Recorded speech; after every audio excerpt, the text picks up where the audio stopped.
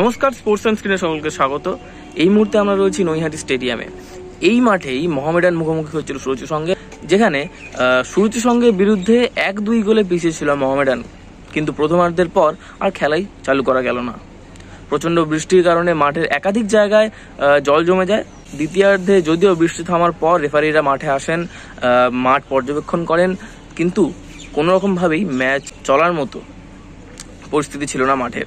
তাই অবশেষে 2 দলের অধিনায়ককে ডেকে ম্যাচ পরিত্যক্ত হিসেবে ঘোষণা করেন রেফারিরা।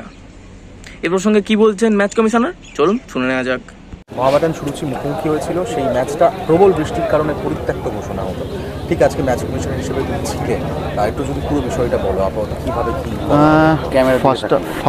ফার্স্ট হাফে আমার ঘড়িতে তখন 37-38 মিনিট থেকে বৃষ্টি স্টার্ট হয়।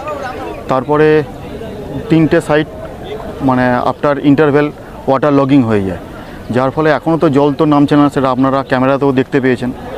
এবার যার ফলে ম্যাচটা অ্যাবান্ডন ঘোষণা করা হয়েছে।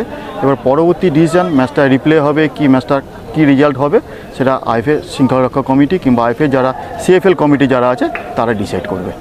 Thank you.